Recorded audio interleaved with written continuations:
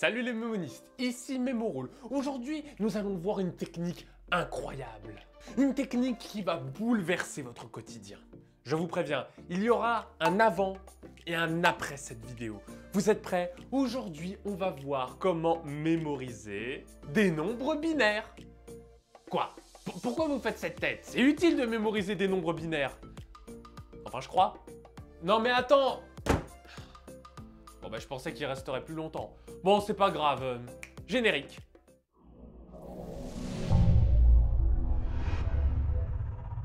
Alors si vous voulez faire des compétitions de mémorisation, cette vidéo est faite pour vous. Sinon, bah si vous êtes curieux, vous pouvez également rester. Alors pour vous donner une idée, en compétition, on se retrouve face à ça. Alors là, même pas besoin de vous expliquer le processus. Pour mémoriser des nombres binaires, il faut les transformer en images et créer des petites histoires. Parce que sinon, impossible. Mais comment faire pour encoder beaucoup de chiffres binaires? Eh bien, vous avez deux stratégies que je vous propose pour cela. Déjà, rassurez-vous, vous n'avez pas besoin de créer un nouveau système pour encoder spécifiquement des chiffres binaires. Vous pouvez parfaitement réutiliser votre table de rappel pour cela. Comme pour la vidéo sur les cartes que je vous affiche en haut, il va falloir définir une image pour une certaine combinaison de chiffres binaires. Bon alors, tu sais qu'en temps normal, je te soutiens, mais là, si tu continues avec ce genre de vocabulaire, je crois que je vais partir aussi. Mais non, pas toi. Ah. Bon, attendez, et si je vous montre ça, est-ce que ça vous aide? Ouais. Par exemple, admettons que vous ayez cette ligne de chiffres binaires. Vous prenez les 4 premiers chiffres et vous obtenez 1000. Ensuite, vous essayez de trouver à quoi correspond 1000 dans ce tableau. On voit que dans ce tableau, 1000 correspond à 8. Ainsi, vous allez devoir trouver quelle est l'image qui correspond au 8 dans votre table de rappel. Ensuite, vous saurez que l'image du 8 dans votre table de rappel correspondra au nombre 1000 dans l'épreuve des nombres binaires.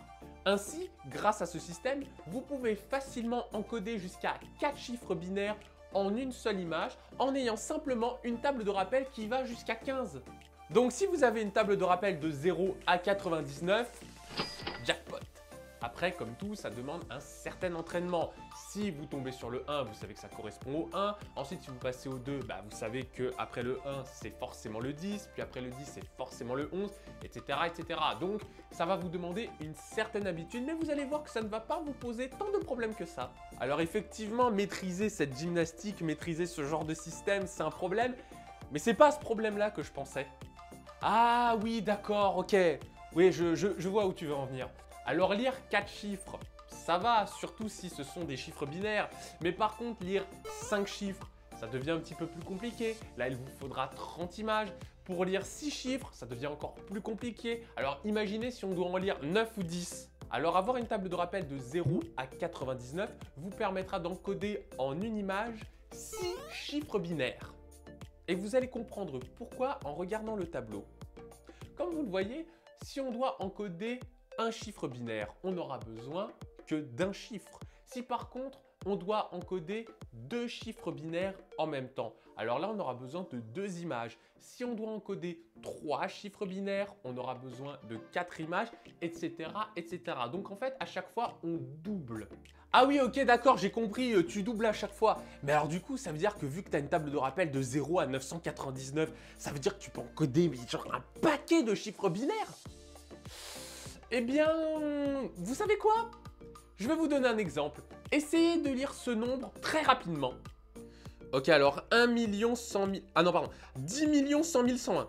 Alors maintenant, il va falloir trouver l'image à laquelle ce nombre correspond. Alors attendez, hein, parce que 10 101, donc on démarre. Vous vous rendez compte du problème? Vous voyez le temps que ça peut prendre?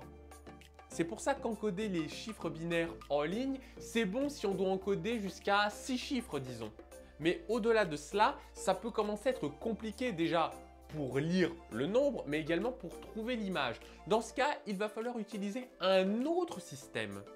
Et c'est ce système que j'utilise personnellement en compétition. Alors j'ai un peu peur, mais vas-y.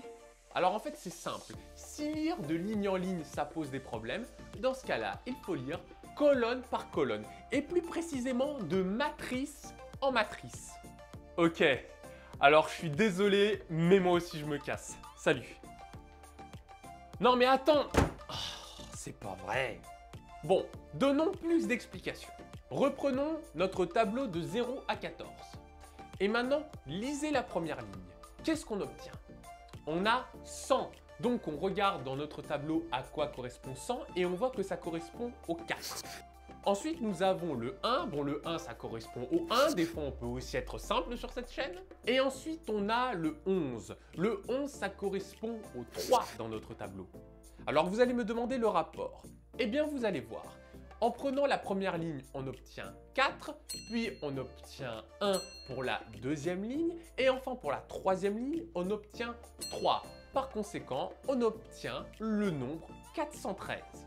Et souvenez-vous, j'ai une table de rappel Millennium, ce qui signifie que je peux encoder les chiffres de 0 à 999. Donc je n'ai plus qu'à chercher quelle est l'image du 413 dans ma table de rappel, et ensuite je pourrai l'attribuer à cette matrice. Et dans ma table de rappel, 413 correspond à arts martiaux. Autrement dit, quand je verrai cette matrice 101, 11, je vais penser à arts martiaux pour m'en souvenir. Alors évidemment, ce système de lecture n'est efficace que si vous avez une table de rappel Millennium. Si vous avez une table de rappel classique, c'est-à-dire de 0 à 99, ça ne vous sera d'aucune utilité. Dans ce cas-là, mieux vous lire en ligne. Naturellement, un tel système demande également une certaine préparation. Mais vous allez vite vous rendre compte que ce système peut venir relativement facilement avec un petit peu d'entraînement.